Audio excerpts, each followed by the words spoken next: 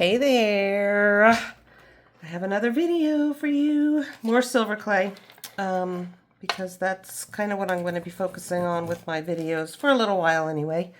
Today, I'm going to show you how I make my little bales.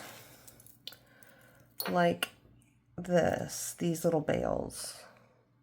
Out of silver clay, so that you can hang on little gemstone necklaces like this. And I made that fish too. But I'm not going to make that today. So I'm going to show you how to make these little bales. They're super easy, and they really do add a cool touch to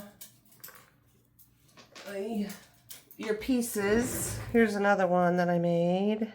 That one's got some flowers on it, little citrine. So I'm going to show you how to make those.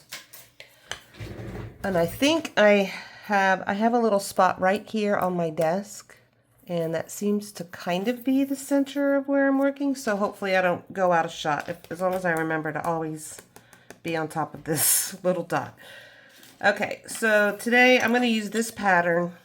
This is for mill work. If you're doing, like, taking metal sheet and going through a mill, it'll imprint this on there. But obviously it works for clay or anything else that you want to impress. You can use regular texture sheets, or you can use, oh gosh, I just totally lost my mind. You can use, I use stencils sometimes, like if they have they're a little bit thicker, you can just put the stencil and press it in there and then peel it off and it'll leave an imprint. So I'm going to use this. I'm going to spray it first with my little stuff. You can use olive oil. I just use this because I bought it and I have it. So there you go. This is the size stamp that I'm going to use. You can freehand a stamp. This is about an inch, I would think. Like barely just shy of an inch. And an inch would be a fine size. And however wide you want it. This one just seems to work well for me. If I can find where I got it, I will link it for you. So let's get our clay.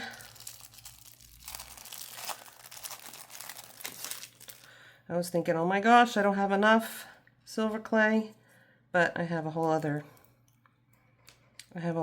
package in there. So I'm just going to pick out a space that I think kind of looks cool. I'm going to use the 1/2 millimeter. If you don't have these, you can use playing cards, just regular playing cards. I think like 2 playing cards is probably about 1/2 inch. But since I have these, I'm going to use them. Actually, I'm going to do it like that. And then you choose my acrylic to press it down all the way. And then pop it up. And then if you can see the imprint. And let's see where I would like to cut it out. I kind of like this.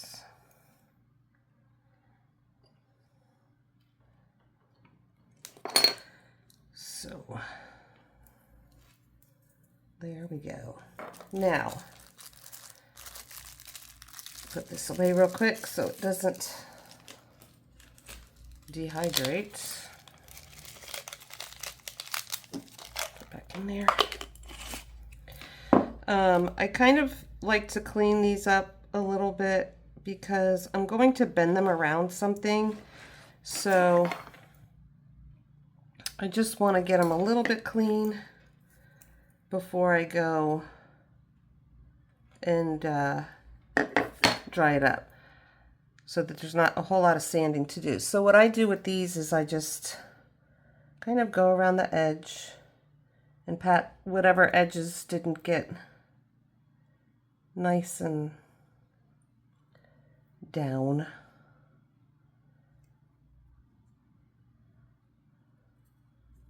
Just go all the way around. And I think to me that looks good. I have been using this little tool, it's a clay tool, to wrap these around. This is, let's see, I'm gonna guess it's about 6. Okay, so it's about 6 millimeters around, and this particular size pretty much goes all the way around. Although today it doesn't seem to want to. Anyway, so that when I go and put this in the toaster to dry it up, it will kind of keep this shape, like so.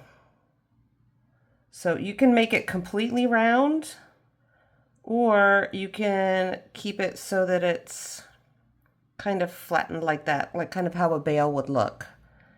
So I'm going to go ahead and dry this. I think if you saw my first video, well, not my first, but the last video that I did with the silver clay, I put it in the toaster at 215, 220 for 20 minutes, and it gets it perfectly dry. You can also use a heat gun for about 2 or 3 minutes. I just like to do the toaster because I feel like it really gets it to the dryness that it needs to be. So I'm going to go put this in there and I will be back. Okay, I am back and it came out looking pretty good. I did have to sand off just some little rough edges, but when you do a lot of the cleanup before you dry it up, it tends to do okay. So this is how it's looking now. I'm going to go and run and fire it. I'm just going to use my torch and I'm going to clean it up and do all that fun stuff, which I showed you in the first video, or the video I did last week, and patina and do all that other stuff, and then I'll show you how to put it on. So I'll be right back. Okay, so I got this fired, and you can see that this, I fired it and cleaned it up and then patinaed it, if you guys can see. This came apart a little bit, which is fine. This is also how I make my ear cuffs. I do make them bigger for ear cuffs unless you want a tiny ear cuff, but this is how I make ear cuffs also. But we're just going to pinch these together.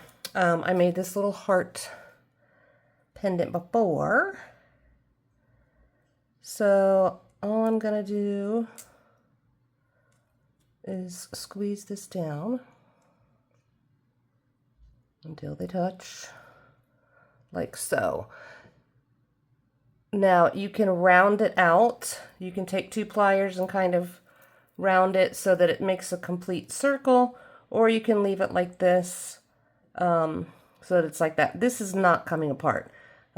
This is very, very strong. I'm going to also tumble this so it shines it up a little bit and also work hardens it. So it's going to be very, very, very strong.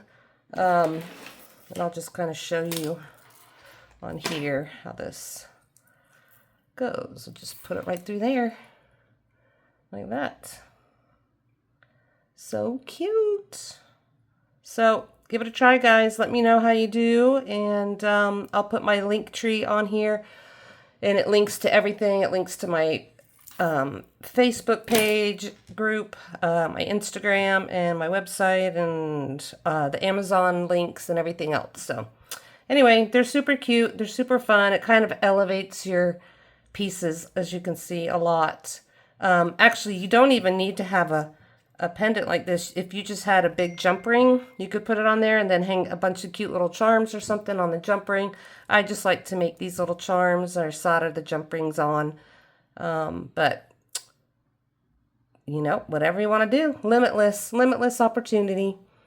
Give it a try. Have fun, guys. I'll see you soon. Bye.